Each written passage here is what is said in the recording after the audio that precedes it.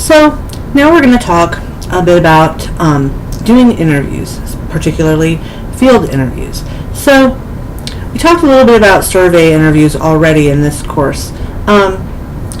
And survey interviews are just one type of interview. A field interview is a little bit different, right? In a survey interview, there's an obvious beginning and end point. Sorry about that. Here we go again. Why does it do this? I don't know.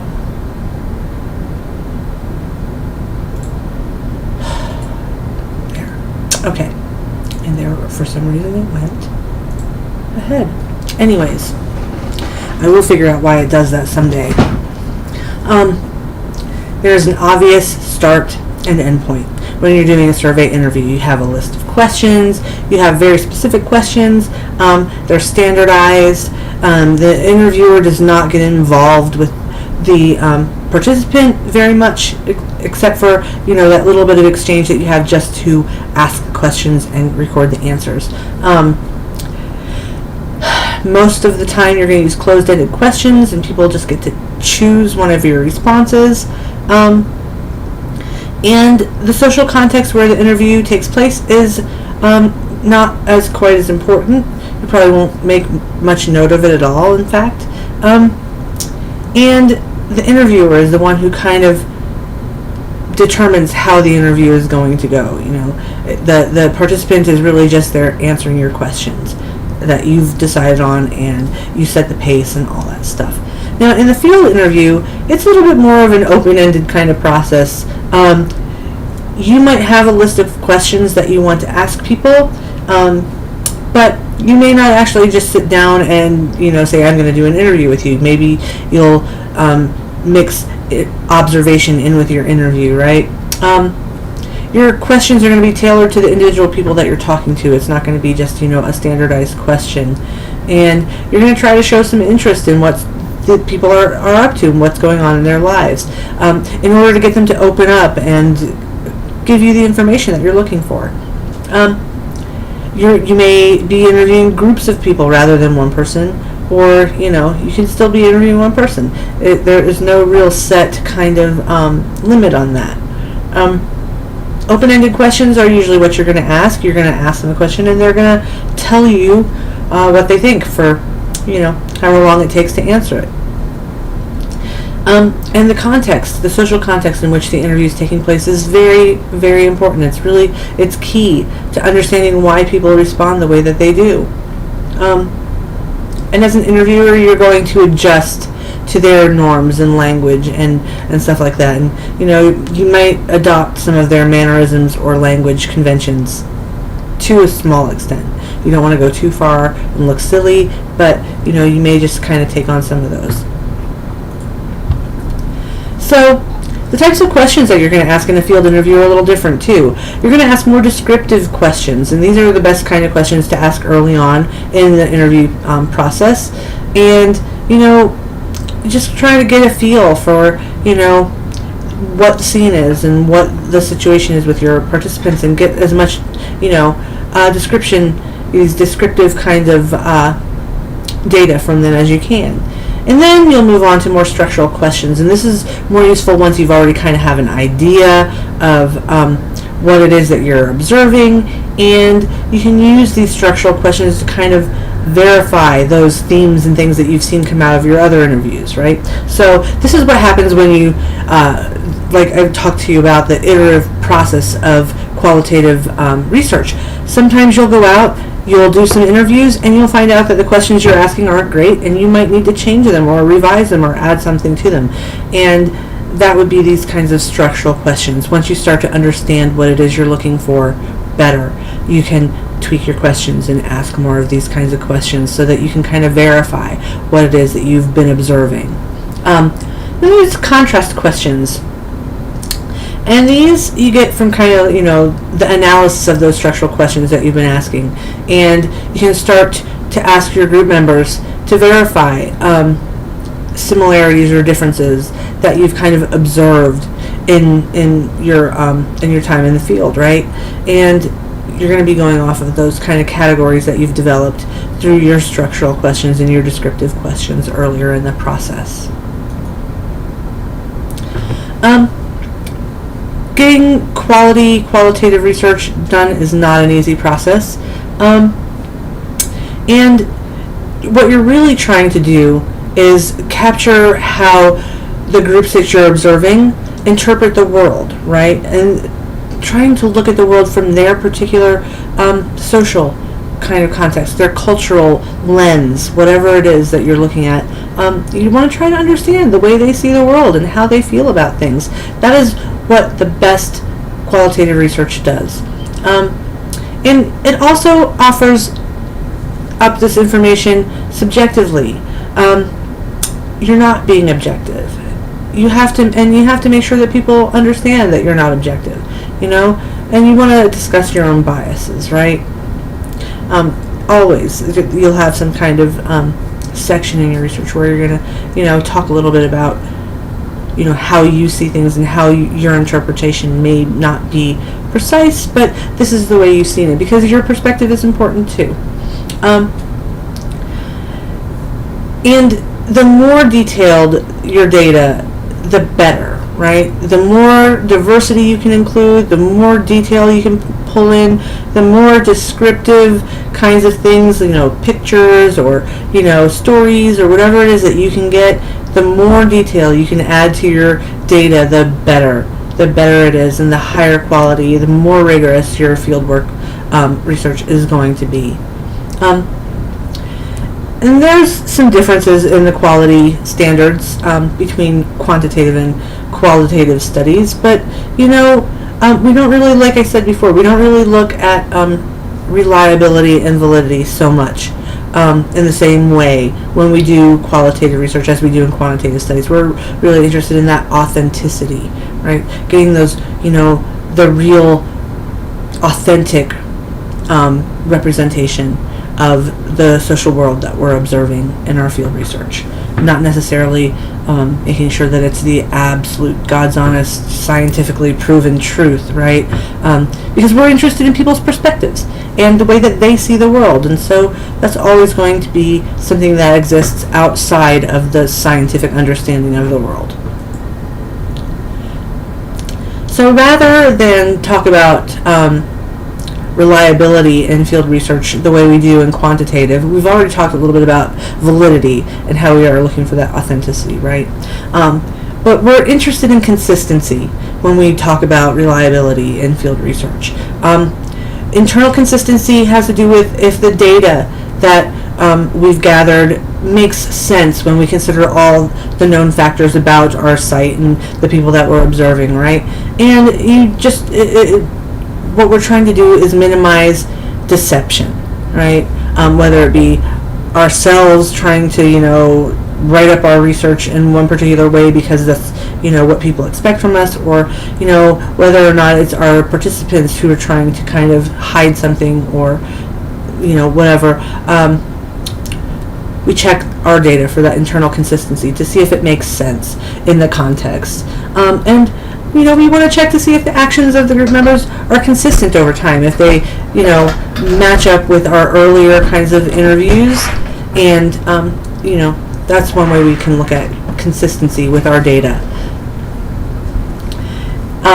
Then we are interested in this idea of external consistency, and this is where we can kind of situate our data within the social context that we're interested in observing, right? And we might have to integrate different kinds of data into our research in order to do this. So maybe we'll pull in some photographs or some music or something like that. It kind of props up our research, gives it a little more plausibility or believability, provides a little more evidence for what it is that we're observing. And also we want to try to find out if the social context that we're observing might have different kinds of data come back, right? And to do this, we want to make sure that we interview enough people, right? Because one person in the group is not enough, and if you read, I think it's the Dunier article, and I think that I have assigned that for this class. What we see as being true from one member does not always match up, and so he interviewed a bunch of people in Borneo, I think it was, about cockfighting.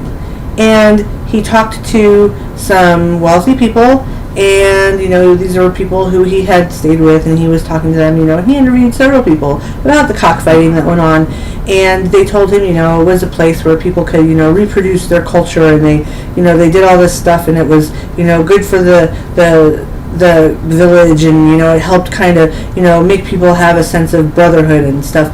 And when he went back later after writing his paper about all this, and he went and talked to some of the other people who actually attended the cockfights, he found out, they're like, no, man, that's not what we do this for. We're here because we want to drink and party and get away from our lives, right? So what one member in a group might say is true may not really be the way other members might see something. So be thorough. This is one way you can increase your external consistency.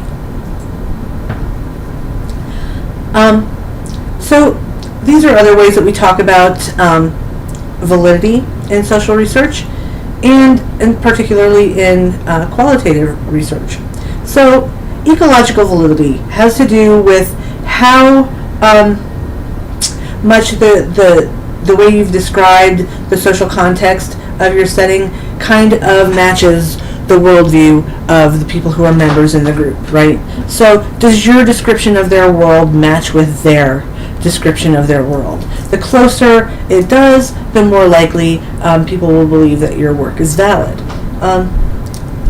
Member validation. This deals with taking your study results back to those people that you observed and interviewed, and letting them read it and let them judge it, and let them, maybe correct you or, help you present your information in a better way.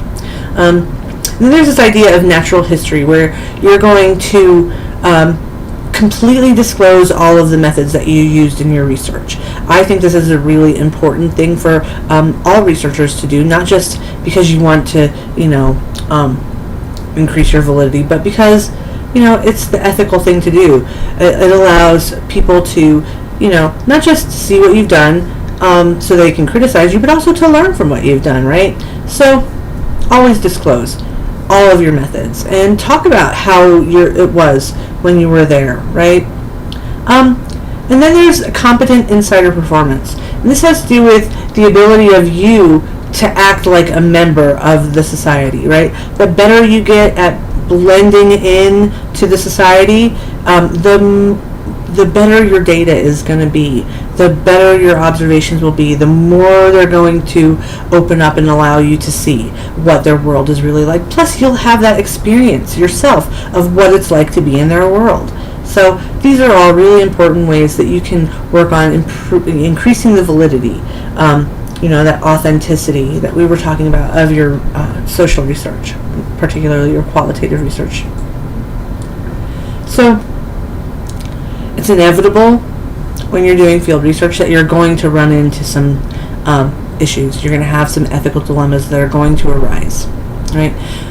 Some of the really big ethical problems, some of the biggest ethical problems that happen in research happen with the use of covert research. And it's very controversial. You lie to people straight up in order to gain access to them and to observe their world. Some researchers see it as being kind of necessary, but then other people kind of say that, it undermines trust, between researchers and people that we observe, right? So if you're going to do an undercover kind of study, always think about, can you live with yourself? If you have to go in and you lie to people, and, how are you going to deal with it? Can you deal with it? Some people can't, some people can. And being covert is almost never going to be the preferred method. There's almost always some other way that you can gain that information without having to deceive people. Maintaining confidentiality. It is your obligation as a researcher to not reveal knowledge that you get from your participants in any kind of way that could serve to identify them, right? Or that might be embarrassing to them if they came back and read your study. First, do no harm. This is really, just like a doctor, as a researcher, you need to take that attitude that you are never going to do anything to harm your participants, even, if it means that maybe your research lacks some little bit that you think would make it so much better. If it could harm someone or cause them discomfort, you should probably omit that. And part of the reason is because these people have trusted you, and it's not okay to violate people's trust just for your own interest, right? So you have to take that idea, this kind of, principles of being a beneficent researcher, and, live it. Don't just, work for your own gain, because you're really getting something from the research, and your participants really aren't. So always think about that. Sometimes you'll observe people engaging in illegal behavior, and how are you going to deal with that? You might have to inform your members, and if you think you're going to observe something illegal in your research, and you feel like you're going to have to report it, then you may want to let your members know that before you start observing them. So, it will change their behavior, but in this case, if it prevents someone from going to jail, then maybe it's okay. You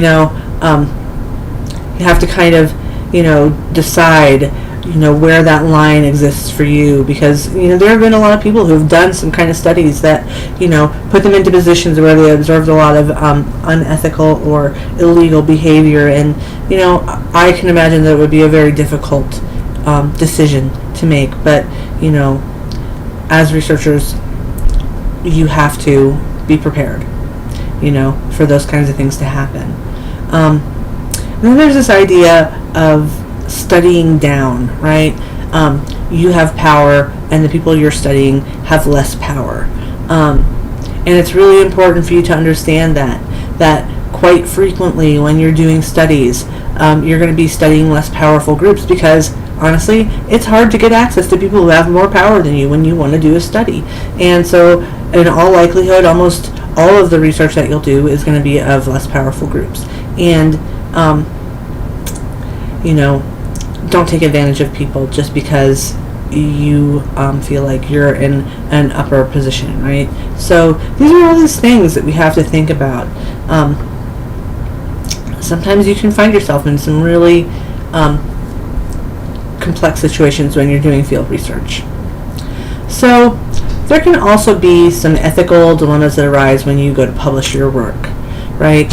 And sometimes it can be difficult to decide where that line is between, publishing something that could be helpful to a group or something that might harm them, or something that might risk their reputation or that might identify them. And sometimes you're going to have to leave out some of those details. And maybe that means that you're presenting an incomplete picture, but it's better to present an incomplete picture than to cause harm to one of your participants. So, focus groups. This is a different kind of research. It's still field research, and basically what you do when you have a focus group is you're going to be a facilitator, and you're going to have a small group of people. And generally, focus groups, you try to have it be a very short session, and you're going to discuss a specific issue. You'll have either open or guided discussion of the issue that you want to present, and you're going to have to make sure that people that are there understand the rules. You're going to set the rules of how the discussion will go, and sometimes it takes a really skilled moderator to run a focus group so that people stay on track. When you have a group of people, sometimes that can be really difficult, especially if you have some members in the group that are really vocal and others that aren't so vocal, and you're trying to hear from everybody, but there's always these kinds of dynamics in groups. So it takes a lot of skill to run a focus group. And that is the end of the lecture for this week. I I hope that you enjoyed the observation assignment. I am looking forward to grading them. And I will see you next week, and have a wonderful weekend.